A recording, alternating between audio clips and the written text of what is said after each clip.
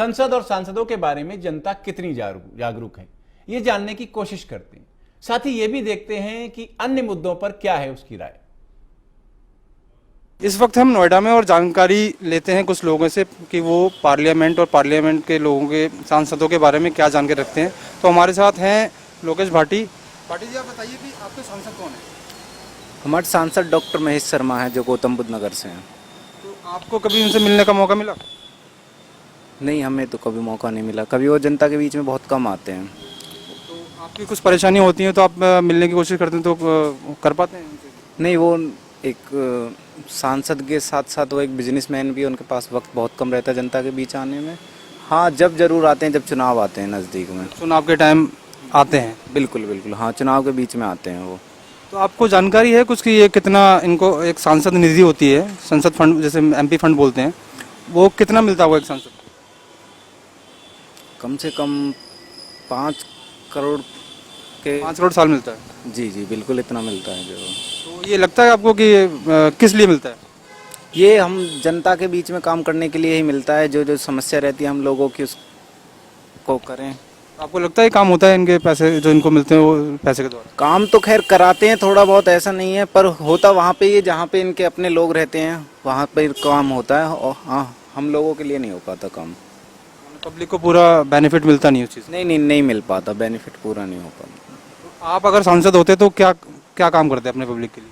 सबसे पहले मैं सेक्टरों की बात करूँ, सेक्टरों में तो हर काम वैसे हो ही जाता है पूर्ण। तो गाँव में जो समस्या है वो ज़्यादा है, गाँव की तरफ हर कोई गौर नहीं कर पाता। पहले मतलब कोई एमपी विधायक मतलब गांव की ओर ज़्यादा अपना ध्यान नहीं देता? फिलहाल गौतम बुद्ध नगर में ना प्रधान चुनाव है और ना जिला पंचायत चुनाव है, वो बहाल हुए पड़े हैं। तो इस वजह से बहुत ज़्यादा समस्या हो रही है गांव के लोगों को। तो मैं जानना चाह रहा था कि अगर आप एमपी या विधायक एमपी होते तो किस तरीके से काम करते?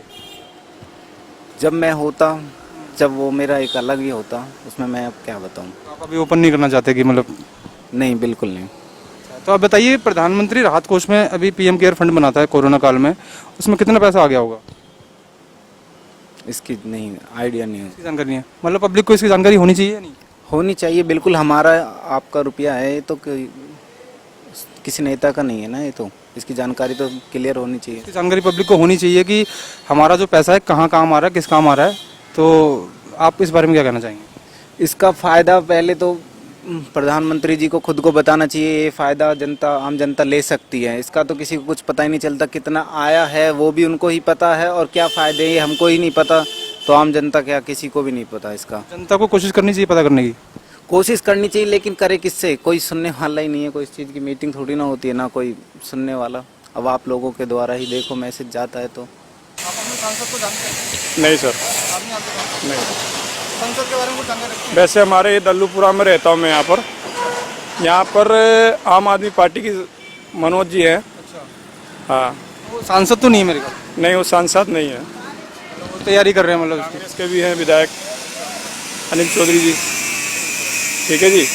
परंतु जो जितना सपोर्ट अभी लॉकडाउन में अनिल चौधरी तरफ से जो सपोर्ट हुआ था, जनता ने भी देखा था। और वहाँ पर जो भोजन चल रहा था, मतलब पूरे लॉकडाउन भोजन चला है। किसकी ओर से? अनिल चौधरी की ओर से। वो किस पार्टी से हैं? उससे अपने कांग्रेस से सर। ठीक है ये जी। लोग काम करते हैं, आपको लगता है ये लोग जब सरकार में काम करते हैं, थोड़े आदमी जो है जो गरीब की सपोर्ट करेगा वो दोबारा भी आएगा। जब ये सरकार में होते हैं तो काम करते हैं क्या? नहीं, जब तो नहीं सर, जब सरकार में नहीं होते जब काम करते हैं। हाँ जी, जब नहीं होता है काम। पीएम केयर फंड में, जब कोरोना काल में पीएम केयर फंड बना था, इसके अंदर काफ़ी पैसा जोड़ा गया है, तो वो कितना जुड़ गया होगा, कुछ आइडिया है आपको? नहीं सर, उसका तो मुझे नहीं पता है। नहीं सर, जानकारी पब्लिक को होनी चाहिए? होनी चाहिए सर, इसके विषय में भी होना चाहिए। अब उन्होंने बताया था गरीब आदमी के खाते में 1-1 हज़ार रुपये आ रहे हैं। आया आपके खाते में? हमारे खाते में नहीं आया सर। हमारे खाते से तो 10-20 रुपये कटते हैं हफ्ते में, महीने में। किस बात के कट जाते हैं? पता नहीं सर, जीरो रहता है। अब उसमें क्या चार्ज लगता है क्या नहीं लगता है, वो कट जाते हैं पैसे। जीरो बैलेंस का चार्ज कट जाता हाँ जी है? तो ये बात अच्छी, मतलब पब्लिक के लिए अच्छी है या सरकार के लिए? सर, अब पब्लिक के लिए क्या अच्छी होगी जब खाता जीरो में खुले हुए, अब उनके चार्ज कट जा रहे हैं 30-35 रुपये। सरकार को फायदा मिल रहा है। सरकार को ही फायदा है सर, और सरकार को फायदा होगा तो आगे वो देश के विकास में लगाएंगे पैसे। कोरोना के बाद में ये जो गाड़ी पटरी पे आ रही है, आपको क्या लगता है? नहीं सर, हम लोग तो कर्जे में डूबे हुए हैं सर। हाँ, अरे रोड पे ठेली लगाते तो कमेटी वाले फिर ठेली उठा के ले जाते हैं सर। वो पैसा मांगते हैं? पैसा नहीं मांगते, सामान ही उठा के ले जाते हैं।